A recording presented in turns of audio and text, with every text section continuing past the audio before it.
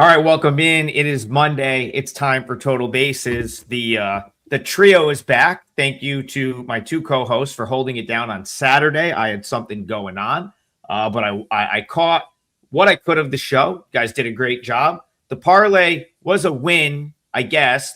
So Tokyo Brandon kind of got unlucky with a push in the Royals, but that first 5 bet pushes. Brian's total cashes. So we get a straight bet win, which hopefully gets us some momentum going into this week. We'd like to get that parlay into the plus by the end of the week. Of course, if you're new here, we give out a parlay on the show, every show. We track it all year, and we're just a couple units in the negative right now. So we're going to turn that around. I had an okay weekend. I went 4-3, but one of my wins was my 5% play on Friday night. So feel pretty good coming into the new week. TB, how was your weekend?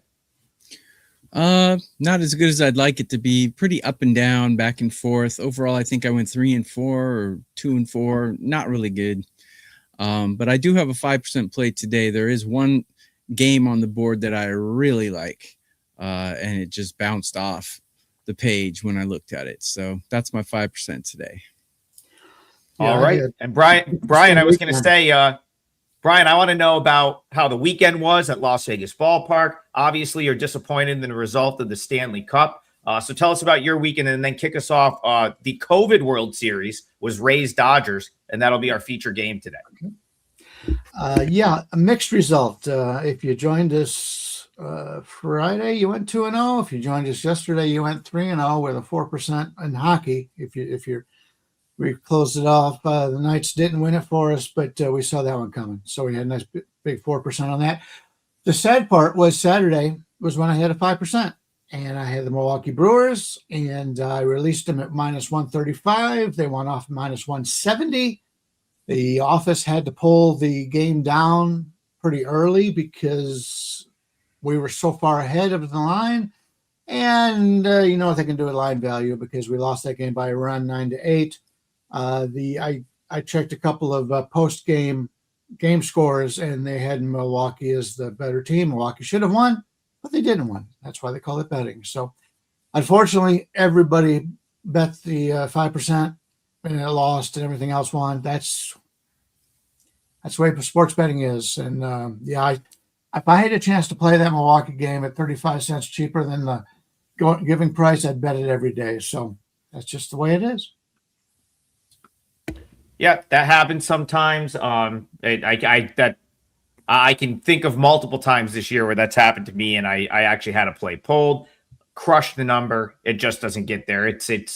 But yeah, like you said, you'd make that bet 10 times out of 10 when you can get 40 cents better than the market. All right, Brian, kick us off. Like I said, Dodgers Rays, ESPN tonight. This is the national TV game here in the States, and it is a rematch of the very strange COVID year World Series that I believe, if I remember correctly, that I think that was at Globe Life Park in Arlington, Texas, just a neutral field. One of the weirdest times for sports, right? During that COVID season, the 60-game year. But they're going to rematch it here as part of course, the regular season. I believe we've got Nick Martinez for the visitors and Eric Lauer maybe for the Dodgers here. So Rays Dodgers, how do you see in this one? Glad you filled me in on the history because I completely forgot about that.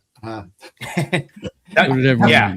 Half the time, I don't even remember who the champions are in each sport when it gets around to the next season because I've already put it out of the back of my mind so I could start fresh. But we got Martinez against Lauer to lefty. Two guys who have pitched well for their new teams this year. Lauer, I don't believe he's given up more than 2 runs in any of the games he's had. It was a good pickup for them, and it's worked out very well. Nick Martinez. Last time out, I think it was last time out, he got hit a little bit. But before that, he'd been untouchable on the season.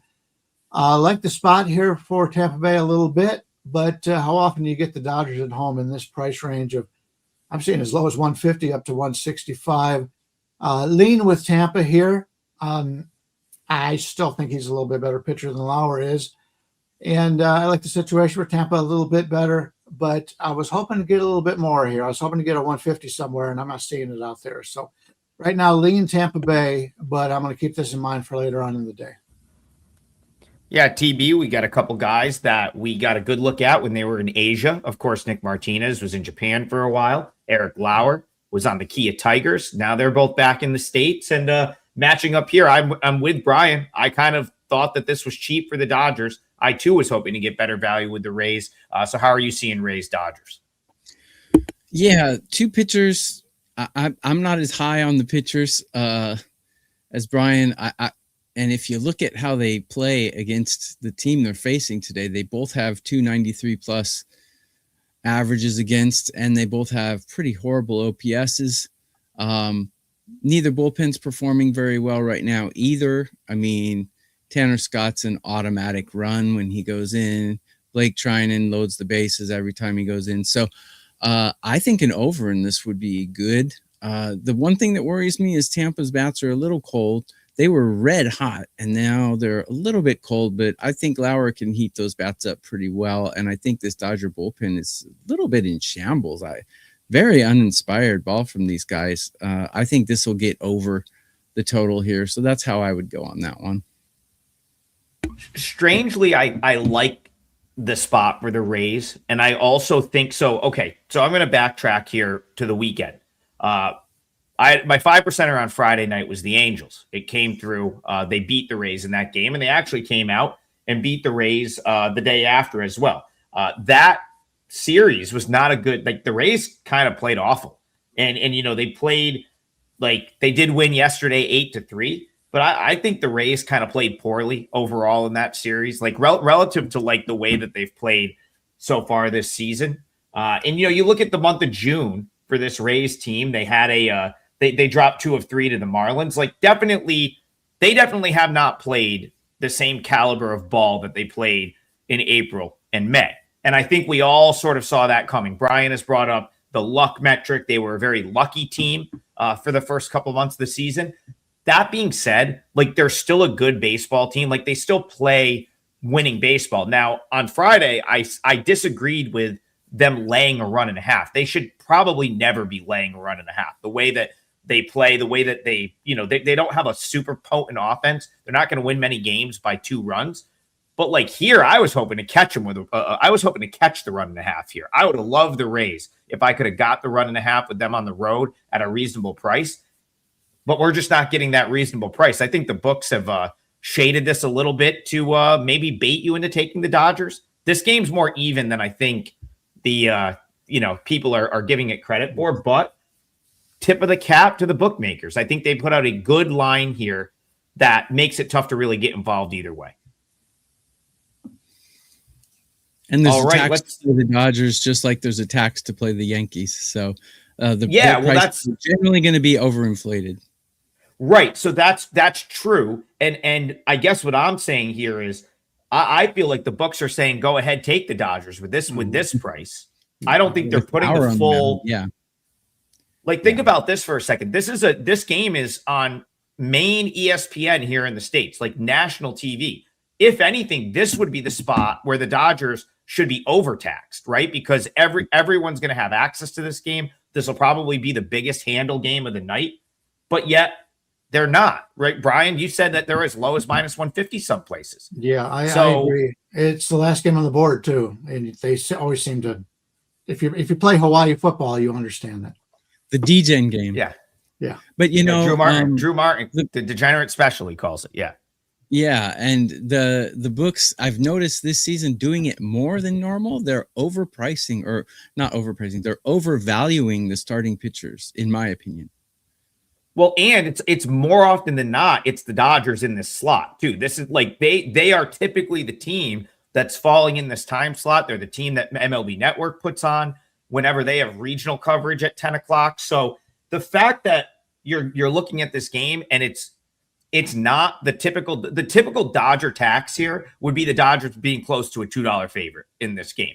The fact that they're down in the -150 range is kind of where this is supposed to be priced. And again, I'm disappointed because if you gave me the Rays plus the run and a half and it was like -125, that would already be on my card. That would be a client play for me. But it's closer to -145, -150. I just think the books did a good job. I think they sort of nailed this one. All right, we'll go to a different game. Let's hop in the chat here. Let's see what we've got. I'm just gonna let's go to Slick Vic. He says Skeens keeps getting ripped. Now I'm just gonna parlay that into, I'm gonna take that comment, and we are gonna talk about the Pirates, but it's not Skeens. However, it's a guy that has gotten ripped a little bit since getting back to the big leagues. And Jared Jones. Oh, sorry. No, I know. We're going to talk about Pirates A's. Paul Skeens is not pitching tonight. The guy that is pitching is Jared Jones. He got ripped in his first start. The second time out against the Astros was good. Earlier this week, I guess you would call it five days ago, against the Dodgers, was okay. He didn't get ripped, but he only lasted 4 innings, gave up 2 runs, 3 hits. He's going to be on the mound tonight. Remember, the A's are still home, but Bryan Leonard won't be there because they're not in that home. They're heading back to Sacramento. So this game will be at Sutter Health Park, and it's JT Ginn on the mound for the home team. So Pirates, A's, Tokyo, Brandon, do you have anything in this one? Yeah, I made a video for WagerTalk's YouTube channel earlier. This game was in that video. I do have a 5% play up today. You can grab a double play, 2 of us, 2 of the 3 of us for 3 days, huge discount. Go to wagertalk.com and take advantage of the huge discounts they have. So this was on it. And I know that you're a big Jones fan, but I like the A's in this one, and I'll tell you why. They are hitting number 7 in MLB right now. Granted, the numbers might be slanted because they were playing in basically an elementary school field for a few days. But the Pirates are ranked 15. Huge advantage, A's. Bullpen is the biggest advantage here. I got the A's bullpen, despite playing in that ballpark, still ranked 3 in current form. And I got Pittsburgh ranked 27.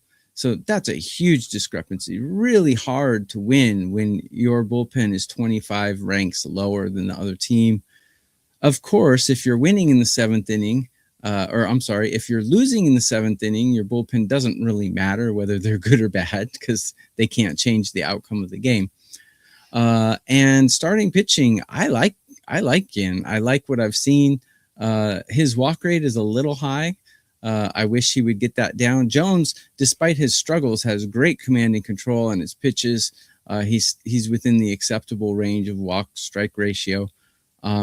But I think the A's bats plus the A's bullpen advantage is just too big in this one. I expect them to win this one, so I took them on the money line in my free play. Yeah, Brian, this is an interesting spot for the A's because they're still home, yet they have some travel. They'll be obviously traveling back from Vegas to Sacramento. Not crazy travel by any means. They gave up 23 runs yesterday. Not sure that really matters here. If anything, they got to rest some of their bullpen arms that needed the rest. So, A's, Pirates to you. How are you seeing this one? Yeah, let me start off. I talked about this earlier, but there's still a lot of misinformation on the internet about this. Is not where it's Summerlin out here. The Las Vegas ballpark is not where the A's are going to be playing. Summerlin, as I mentioned before, Vegas is like a bowl, and in the middle of the bowl is the Strip, and that's the low point of the city. Summerlin is high. Summerlin's is really high, so the altitude is a lot different here. So you will not see the crazy scores that you did out here in Summerlin, although I will say out of the 6 games, 4 of the 6 went under the total. Nobody matches that. They only match the 2 games that they scored a lot of runs in. So keep that in mind, that the stadium is going to be down on the Strip, much lower altitude, and it's going to be a dome. So it has nothing to do with what we saw over the weekend. That said, we've got an Oakland team, or Oakland, Vegas, whatever, Sacramento team, the Athletics, who are about a 120 favorite here with a total of 10.5 against Pittsburgh. They just played in altitude here. They're going back to altitude in Sacramento. Pittsburgh is traveling. Ginn played down here in the minor leagues. He played for the Las Vegas Aviators. So he's very familiar with this stadium, as was the entire team basically, because they're all young guys.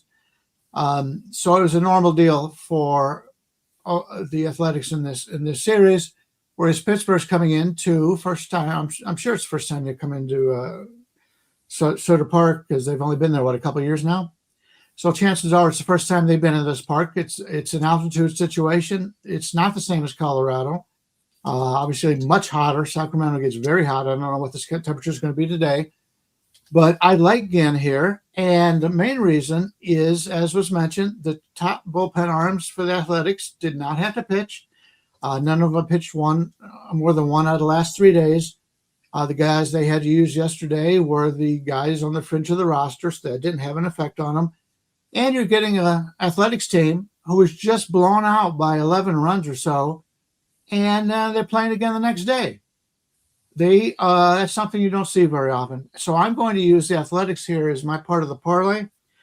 They're as low as 117 up to 125, but it's basically about a 120 everywhere. 95 degrees in Sacramento today and sunny. It'll be about 85 at first pitch. I can't listen. I like Jared Jones. Here's the thing with Jared Jones. I see there's a ton of upside for Jared Jones because the guy he's throwing 99. When 2 years ago, when he sort of burst on the scene as I think the consensus was, wow, this is, he's an ace. Maybe he's 1B. Maybe he's like a clear number 2 with Skeens clearly coming to take that top spot. That's pretty much what the consensus was on Jared Jones, and he got hurt. Missed an entire season, didn't pitch at all in 2025, was hurt the entire year. So again, if I go back and pull up let me see if I can get him. Yeah, in 2024, this is a guy at a 1.19 whip, over 121 and 2/3 innings at the big league level, 132 strikeouts. It was well on his way to sort of being he was trending toward top starter, right? Those are pretty good numbers. ERA maybe a little bit high, but we don't really care about ERA. We care about, the underlying metrics, elite whiff rate, fastball was 90. It was probably thrown about 97. So now he has the year off. He comes out throwing 99. I can't quite put my finger on why he's not having more success in his big league starts, because he looked unhittable in the minors during his rehab. The guy was unhittable. Now you can say, well, a lot of those starts came at Altoona, right? He pitched one start came from Bradenton. So, he's probably going to be unhittable against AA guys, A-ball guys, but I guess I kind of expected a little bit more from him to this point in his 3 starts back in the big leagues. So I can't bet against him because I guess I'm waiting for the other shoe to drop. Right? I'm waiting for the 7 scoreless that he's probably has in his back pocket, that's probably coming at some point. But I also like JT Ginn, and I the A's. Part of the reason. One, I'll go off to Brian's comment one more time, and this will be a little bit of a segue here. 1,000 Swords says, how did the Rockies score 23 runs yesterday? Well, the A's sort of ran out of pitching. The A's ran out of pitching, and then they just said the heck with it. Jeffrey Springs should not be pitching in that ballpark. He's an extreme fly ball pitcher, so he gets burned. And then the A's were like, all right, we're going to save all our pitching for this game, because on Friday and Saturday, the A's won a couple of close games. So they used a lot of their high leverage guys, and they don't have many high leverage guys. So that's part of the reason that game got out of hand. But that also helps the A's tonight, because JT Ginn is probably comparable to Jones. And now you got him back by, some of the better arms. I still think the A's bullpen is atrocious, but at least they'll have the better arms. That the guy that came in on Saturday, Alvarado, I feel like he should be unhittable. I don't know why he's got a mid-4 ERA. That dude's throwing 101 with movement. He should have I don't get it. I need to watch more of him at the big league level. But the point is, Brian, I'm in agreement with both of you. I think this sets up nicely for the A's. I don't trust Jared Jones enough yet to back him here on the road. So hopefully you're right about the A's, because that is the first leg of our parlay. You said minus 120? Yeah. Is what you're seeing? Yep. The Oakland, Sacramento, Vegas Athletics minus 120 will be the first game, first leg of the parlay. And yes, I'll mention it one more time. The A's are no longer playing at Las Vegas Ballpark. And if you watch AAA, which I watch a ton of, Sutter Health is those two are night and day. Sutter Health is very little altitude. There's almost no. I mean, it's one of the better pitcher parks in all of the PCL. So again, and of course the A's are used to playing there, and the Pirates are not. So good. I think you got a good one there, Brian, and that'll be the first leg of our parlay. Tokyo Brandon, coming back to you. Alex Rand, thank you for the donation. As always, the donations go to charity. They're much appreciated. It also bumps the comment up. So I sort of have no choice when it's going to come in this nice teal color, but to read it. And if you ask for a game, it means you're probably going to get your game talked about. So Tokyo Brandon, let's head out to the desert here. Alex wants to know, Angels have won 4 of their last 5. Do they stay hot tonight? They hit the road. It's Walbert Arena, Ryan Nelson, Angels, Diamondbacks. How are you seeing this one? My home sweet home, Phoenix, Arizona. I'm going to have this game. My mom just told me over the weekend it was 105 in Phoenix, but they have a retractable roof, so they can get it. When you live in Arizona, 105 is not bad at all. When it gets to like 112, then you start sweating a little bit. At least that's how us people in Arizona are. Anyways, it's a dry heat. So about this game, yeah, the Angels are pretty hot right now. Arena, a guy who I didn't really know much about at the beginning of the season, but if you look at his body of work, as they say in college football, he's putting together a pretty nice season. Still only 4-4, but records mean absolutely nothing in baseball because you could throw a one-hitter and lose the game. So I never look at records for pitchers. It means absolutely nothing. Nelson, 5+ ERA. He hasn't pitched very well. The Diamondbacks have the names, but they're not really producing. They're pretty cold right now. Both bullpens, don't really trust either bullpen. But the Angels are hitting. I would take an Angel team total here, maybe. They're hitting quite well, and the Diamondbacks bullpen not playing well. And I don't like Ryan Nelson at all. So, I think an Angels team total would probably be a good play in this one. Brian, Angels D-backs to you. D-backs have some bullpen usage here. You think that comes into play at all? Yeah, I don't have much of an opinion on this one, so I'll be brief. You had mentioned you liked Urena, and I'm starting to come around on him. So the pitching matchup is at least equal here. And the line seems to be, at least the way I would make it. I would make it about 130, and that's basically what you're seeing out there. So I'm not seeing any advantages, so I'll pass on this one. Yeah, I do like Urena. I've cashed with him a couple of times recently. He's got, stuff wise. Listen, when we're in June, it's June 15th.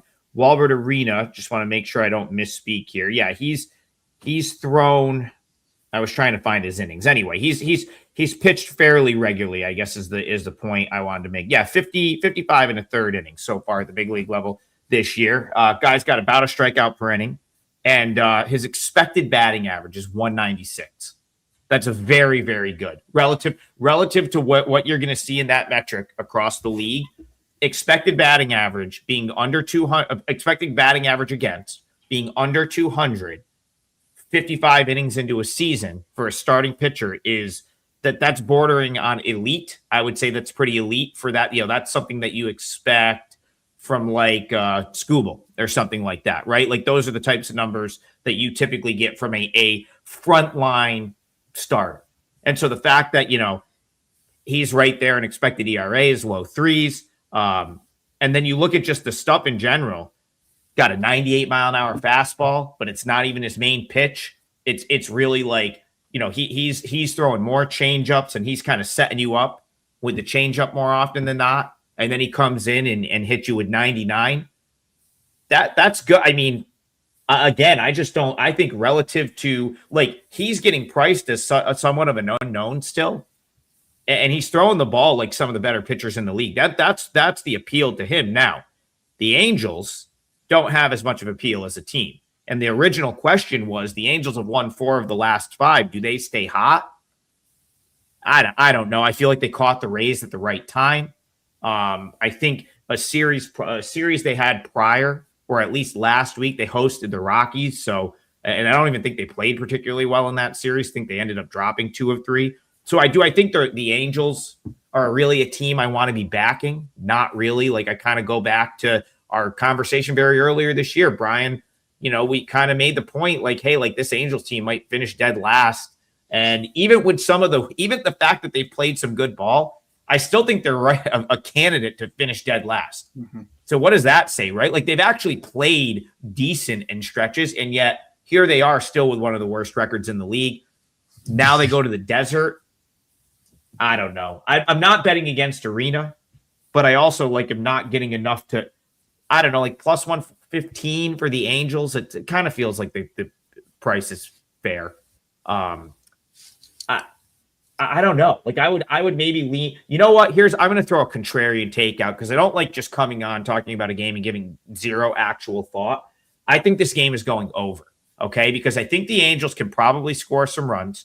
I think the Diamondbacks might have maybe not their best relief setup here. And this might be Walmart Arena's first time at Chase Field, which is a very hitter-friendly park. So I wouldn't be that surprised. Like, guys going to the desert for the first time too tend to get knocked around. Like, this is just in my head, but like, this is another place. It's not Coors Field, but it's still like a hitter-friendly park that he's going to have to deal with. So I'll call. What do you see for a total for this one, Brian? Is it 9 or is it lower than that? Let me look. We're looking at total is 9 to the over, minus 15 or 20. I will point out that Arena's his walk rate and his ball rate are really bad. The problem is, the Angels strike out a lot, but do they have the patience to work him for a walk? If I was the manager of Arizona, I would just let this guy bring his walk or his pitch count up, because he really struggles, especially versus lefties. A lot of walks, so they can get a lot of guys on base if they are patient. But that's not something the Angels have done.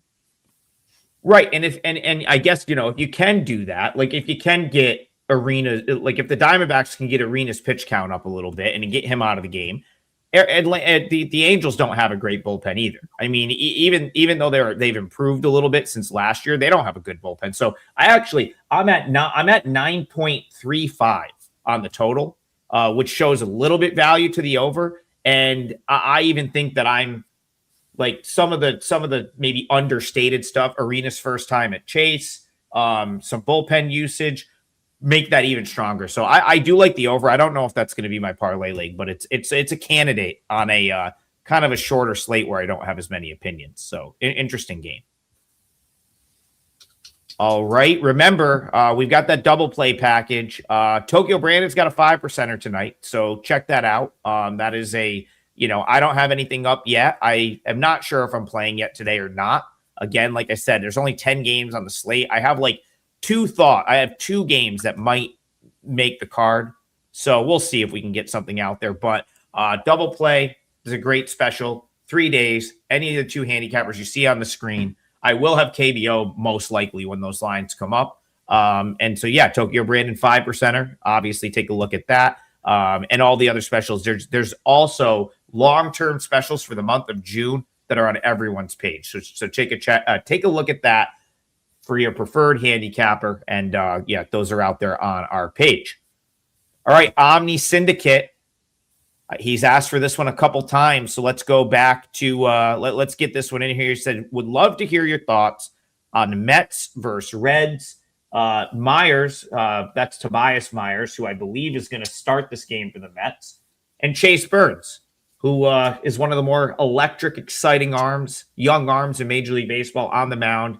Bryan Leonard at the Great American Small Park tonight in Cincinnati, Ohio. How are you seeing this one, Mets, Reds in Cincinnati? Yep. The Mets, Myers, they've brought him back up from the minors, Myers from the minors, to pitch this game. He'll probably go 3 innings or so. He's not fully stretched out. I don't think we'll see 5 out of him. Going against Burns, and Burns is a guy I've liked all season long. I liked him coming into the season, and he's done nothing to change my mind. Pitching at home, we're looking at a total of a line of about 135 out there, 137, and 8 to the over or 8.5 to the under. So I've been making pretty good money fading the Mets, and it's rare that you're going to get a Burns at home in this price range. I'm leaning with Cincinnati here. I think their starter will last longer. The Mets bullpen is gotten really good right now, but I'm still not a big believer in the starters, and some guys that they were really counting on are starting to regress a little bit. But Cincinnati's still missing their best hitter, and he should be. He says he's 90% well right now, so he should be back by the end of the week, I would assume, or something. At least playing a couple games in the minors or one game in the minors by then. But since he's not going to be on the field today, we don't have to worry about that. But I somewhat lean with Cincinnati here. I think it's a cheap number. I'm not buying either one of these teams right now, so I don't trust either one of them. From the second half of the game on, I much like the Mets here. So either Cincinnati, or let me check Cincinnati first 5 real quick. First 5, you're laying 20 cents more. Okay, so that's not something I'm interested in. Maybe we wait for Cincinnati to take a quick 2-0 lead or something here. And in the later innings, when it gets to the bullpens, we get some pretty good money betting live on the Mets. That's the way I'd approach it right now. What about you, TB? Mets, Reds, how are you approaching this one? Yeah, Cincinnati, only team in all of Major League Baseball that I have ranked 28th or worse in both bullpen and batting. So there's no way I could back that team. But when I see the team with the decent lineup, which is the Mets, and the team with the terrible lineup, and the team with the terrible lineup has the better pitcher, it usually is conducive to an under. I can't trust Cincinnati's bullpen for an under, but the Mets, if they're going to do a bullpen game, they certainly have an elite bullpen, at least elite in current form. Got them top 5 in Major League Baseball. Everything looks like an under to me. I don't think I would take it full game. I think I would take it first 5. I looked at it earlier. It was a 4. I don't really like 4 because more than likely it's going to be like 3-1 or 2-2, and you're going to get a push most likely. I'd love a 4.5 if the line moves, but it's not there yet. I'll wait it out.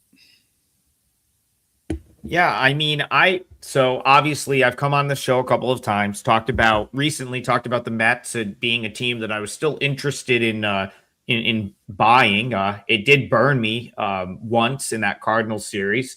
However, they did get the finale of the Cardinals series, and they came out over the weekend and were pretty impressive. Took 2 of 3 from the Braves. We talked about on Friday that being like sort of a huge series for the Mets, and they got the job done. They got, that was big for them, in my opinion, to go at home, take 2 of 3 from the Braves. It was like they needed that result. They got it. Now, are they going to turn the corner? I don't know. I feel like this spot has come up 5 times this year already, where the Mets win a couple of games and we're like, hey, the Mets are going to they're finally here. They're finally going to turn the corner. And then they go out and lose 4 straight. And they're right back into this like 10 game under 500 season's over type mentality. So, I kind of wish I was hoping they wouldn't throw Jonah Tong in Syracuse yesterday.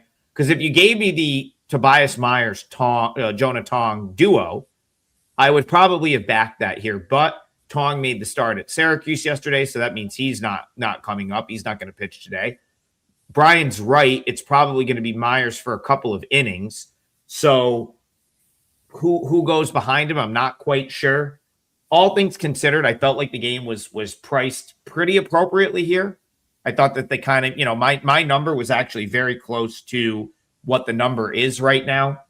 So, yeah, this is a tough one for me. I don't really want to fade the Mets as an underdog because I still think that I still think that they're a little bit undervalued generally in a lot of these games, at least where it opens. We talked about this last week. The Mets seem to take all sorts of money around this time every day right now. So it's almost like there's some thought that the Mets are just undervalued on a daily basis because they continue to take money every day. Here, I don't really want to go against Chase Burns, so I might go with Brian. Maybe if they get behind a little bit, You might be able to catch a nice in-game price with the Mets, but where it's at right now, no real value for me. So I'm not gonna have anything in this game. Brian, go ahead. Yeah, I'm just guessing, but I would assume David Peterson may get the long relief here. He last Wednesday through 64 pitches. I don't see anybody else unless they're bringing somebody else up from the minors to go long here. So that's probably what you're looking at. And yeah, he hasn't pitched very well in the last 2 weeks. I got bombed actually last time out, but before that, he had seemed to be pretty good when he's piggybacking. So we'll see. Yeah, it'll be an interesting one. Okay, let's. So I kind of half answered. I half answered the donation question earlier when we were talking about the A's, but I think what that person really wanted to talk about was the Rockies, and so we should talk about the Rockies because I saw Mark Lambert in the chat mentioning this game, a couple others. Last week, I made a comment that I'm kind of going to backtrack on right now. So Tokyo Brandon, last week I said, you know what? So the Rockies and the Cubs played out in Denver last week. And I said, you know, maybe the Cubs will get them. Maybe the time to back the Cubs will be when they play at Wrigley, coming up, in a few days. Of course, kind of saw how the schedule was going to work, knew the Rockies were going to go to Vegas and then have to go to Wrigley. So I said, oh, maybe you'll find a spot in that series. I'm going to backtrack because I kind of like the Rockies here. I know they scored 23 runs yesterday, and people are going to be like, well, you're going to like a team after they score 23 runs. But I've got my reasons to think that the Rockies are still undervalued and not the worst play in the world. I'm going to hold them till after you guys, though. I want to see what you and Brian have to say first. So kick us off, Rockies Cubs, Wrigley Field tonight. Imanaga looks like Lorenzen. Looks like we might have some wind blowing out. I'll wait for Brian to confirm that. But TV, start us off, Rockies Cubs. Yeah, I got a 5% play up, guys, and you can get a double play 2 of us 3 for 3 days, huge discount. One of the long-term deals they're doing is between now and Father's Day is like $3 a day or something like that. Yeah. So there's also a triple play, which is 3 days for 30% off for any one capper. So lots of specials. Go grab one. It's a good time because basketball's over, hockey's over. So now they're going to start putting football plays out. Anyways, I'm kind of against you here, Adam. And if I'm right, I want you to dress like me. And I will not be doing that, but that's okay. Yeah, no, that's all right. If you're right, you can just be right. How about that? I'll send you a package. But I like Imanaga here, and I like and he's not a guy I usually back, but against these Rockies, he's got 31 at bats, a 0.65 average against, and a 1.86 OPS. He's even better at home. Those are unbelievable stats. He's going to shut the Rockies down, in my opinion, today. I'm going to look for either the Cubs or I'm going to look for a Rockies team total under. I saw it was 3.5. I don't generally like 3.5s in Major League Baseball, but I think this looks to me like a spot where Imanaga goes 8 innings, 1 earned kind of game for him. And he's not a pitcher that I like to back. He's kind of old. And I remember watching him in the Japan series pitching for Yokohama DNA Bay Stars in 2012, I think. So he's not a youngster. But yeah, that's how I would go. I think the Rockies are going to get shut down pretty hard today. All right, Brian. Okay, so I guess one of the very quick reasons I'm going to push back on that is, it looks like the wind's blowing out today. Okay, and that is my. I don't like backing Imanaga in this ballpark when the wind's blowing out because he is still a fly ball pitcher. It might not be as extreme as it was when he first got to the States, but he is a pitcher that throws fly ball outs, right? And so Lorenzen. Well, that's the thing, Tokyo Brandon. Lorenzen's not a fly ball pitcher. Lorenzen might get hit, but he keeps the ball on the ground. So you want to talk about a little bit of an equalizer in a game that's clearly priced as the Cubs being the favorite. That might be one of them. Brian, Cubs Rockies to you, and talk about the weather for a second if you've got that in front of you. Yeah, it's only blowing out about 5 miles an hour. I don't worry about anything like that. You're getting a 9.5 because you've got Lorenzen and Imanaga on the mound, and Imanaga's been terrible lately. this was a guy who looked like one of the elite pitchers, big comeback year for him, and then he's fallen apart as of late. There's no way I can lay 2-1 for him. I see a lot of talent in these Colorado hitters, but they are coming off a series in which they had to use the pitching. So if I'm looking at this game, I'm either looking towards an over, but I don't want Imanaga in this is a fly ball pitcher laying 200 at home with the Cubs here. So I have nothing on the side, but if I'm looking for the total, you can still get nines out there at minus 120, 125. That would be the way that I would look for it. 9.5, you can get over it like plus 105, something like that, or even money. But I can't lay $2 the way Imanaga's been pitching. He's got a 106 whip. Well, that's because everybody throws. It goes over the fence. Okay. He's not walking anybody. I mean, that's actually incredible that his surface numbers are still as good as they are. He had a stretch in May where he gave up 8 to the Brewers, 7 to the Astros, 5 to the Cardinals, and 6 to the A's. So the fact that his season numbers, that whip is still as good as it is really impressive. He did also, I guess it's worth pointing out that he had a run where he didn't give up much at all. Here's my thing. He's a fly ball pitcher. There's enough wind blowing out for at least it to register on my radar, okay, of the fact that the wind's blowing out. Maybe the ball's going to carry a little bit. The Rockies just saw him a week ago. Now, they didn't do anything against him, but they still got to see him for 5 innings, right? They still got he went 5 scoreless at Coors. That was shocking to me. I thought they were going to probably get him a little bit. They didn't, but they at least just got to see him a couple times through, so they're going to be able to take that info, make adjustments here. Now, I'll speak on the 23-run thing. For most teams, I'd be like, boy, you can't back a team the day after they scored 23 runs. They're going to come out flat, so on and so forth. That does not apply to the Rockies. The reason why is none of these guys know any better, okay?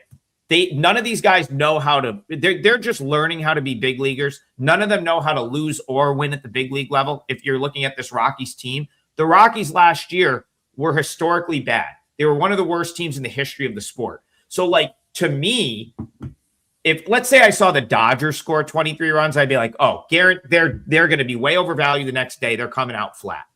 Okay, for the Rockies, any confidence for this team is good confidence, right? Because this is a team that has done very little winning over the last couple of years. And you talk about this Rockies lineup as a whole, very young, okay? So they're either guys that were on that horrific team last year, or they're guys that just came up through the ranks in AAA and they're getting their first taste of the big leagues. Cole Carrig, there's a couple others that this is their first taste of the big leagues. So any win is a good win for the Rockies. Any win for the Rockies should get them going a little bit in the right direction. And then Brian, they didn't use anyone yesterday because Iverson Castellano, they called up. So he was actually in Hartford at AA. He came up, he threw a great game at AAA, and the Rockies just said, hey, come on up. He threw one good game at AAA after he was called up from AA, and the Rockies were like, hey, we'll see you in Vegas. We can use you for this weekend. He came in and threw 3 shutout innings yesterday in relief of Sugano. The only other guy they used was Castano, who is not the guy I want to see in the game if I'm backing the Rockies. So yesterday it was Sugano for 5, Blas Castano for 1, and then the Castellano came in for 3, which means all of those, like Halverson, the guys that come out and throw 100, they're all there for tonight. So I will use Rockies plus 1.5. This was one I said I had 2 games today that I really kind of liked that I was looking at for a play.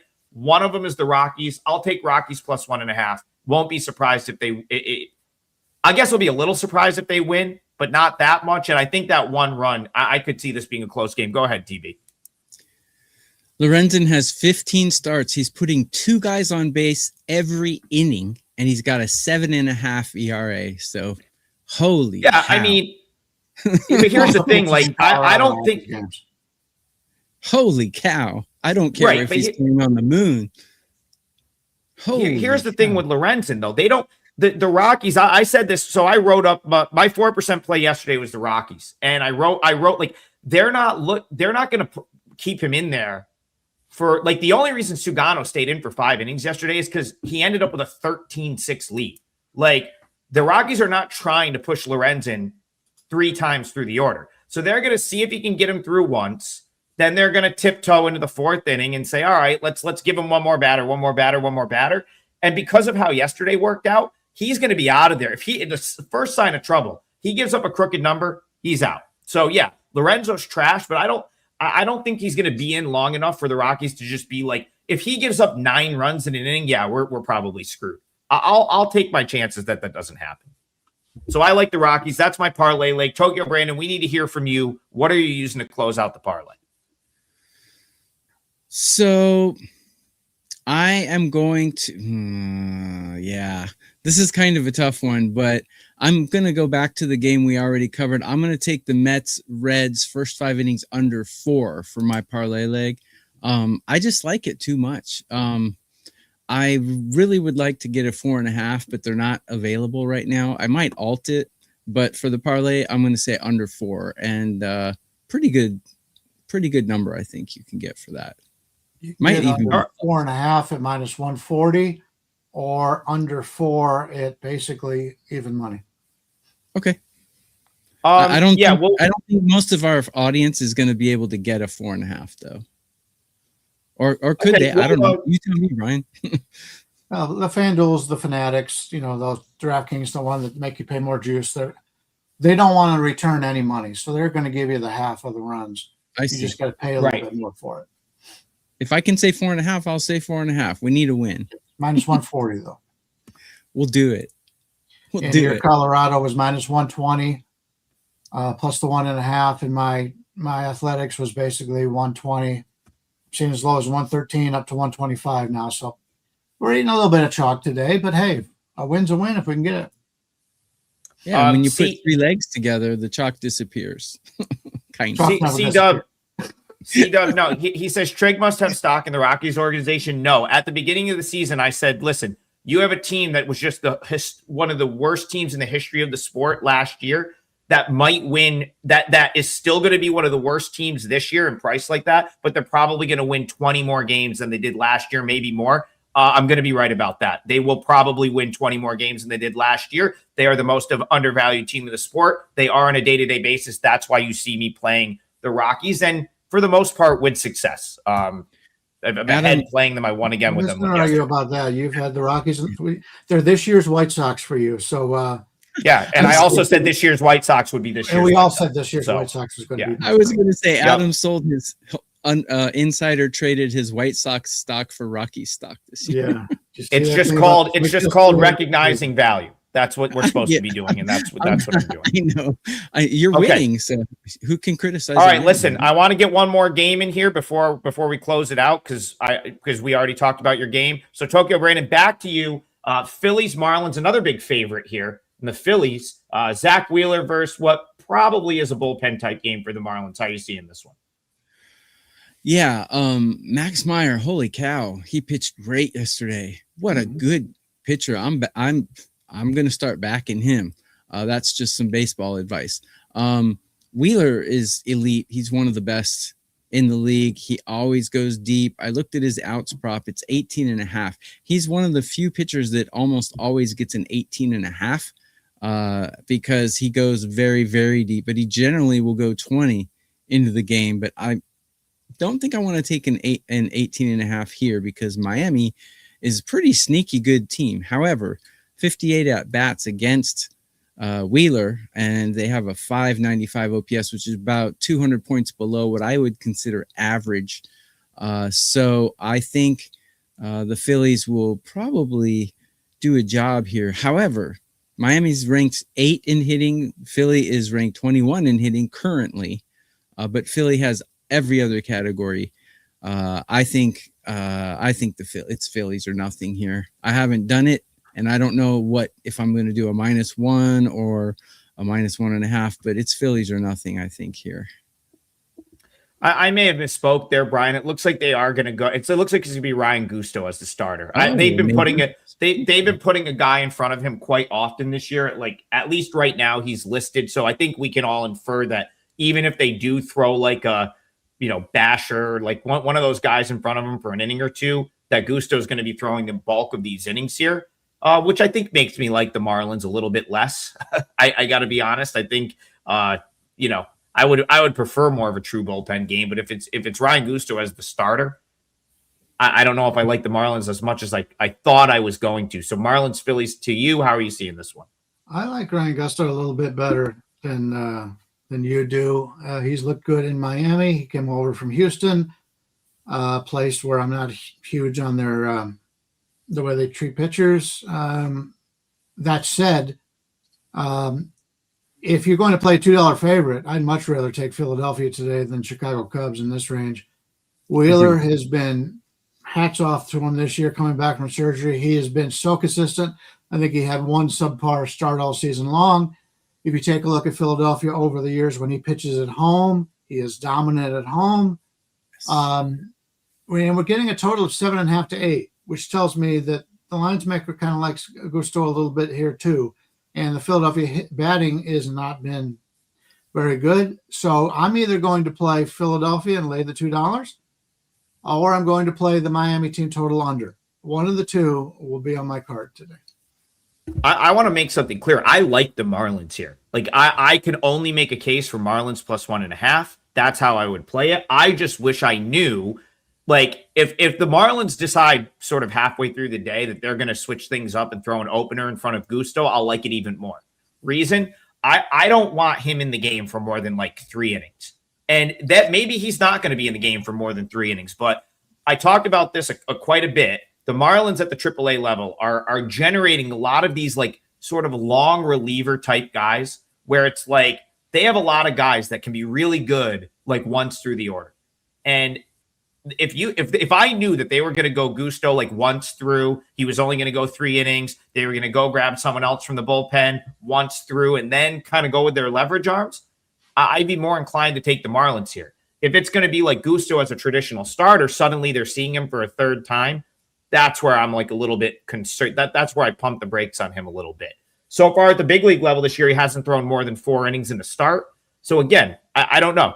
I'll be watching this one throughout the day. I'd love the Marlins to put an opener in front of him. Maybe once they see the Phillies lineup, they'll throw a lefty out there to start it. Who knows? But that's something I'm going to keep an eye on, is to see if the Marlins go opener in front of Gusto once they know what the Phillies are going to do.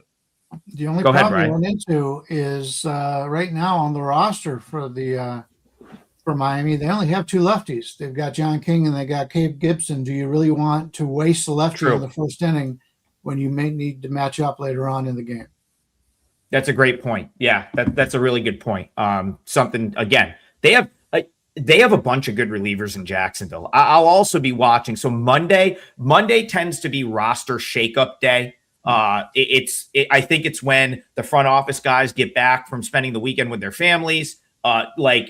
It's travel day for a lot of teams. You see a lot of roster movement on Monday. Typically, a lot of guys coming up from AAA going back down. I don't know why the Marlins are sitting on like 3 or 4 really good relievers at AAA. I'm gonna be looking for that as well. I also think they got rained out yesterday, so no one pitched in AAA for the Marlins yesterday. It was a rain out down in wherever they were playing. All right, let's close this thing out. Tokyo Brandon's got a 5% play. He's also using Reds, Mets under 4 in the first fight. Did we decide to go under 4.5 there? And if so, what's the juice on that, Brian? Yeah, 4.5 minus 140. And then each of ours is minus 120. And what's the Rockies juice? Minus 120 on that 1.5? Yeah. All right. So Tokyo Brandon 5% are up on the site. Brian is going with the A's minus 120. I'm going with Rockies plus 1.5 minus 120. Tokyo Brandon is going Mets, Reds, first 5, under 4.5, minus 140. That is your 3-team parlay for the day. Check out the great specials on the site, and we will see you guys tomorrow morning for more Total Bases.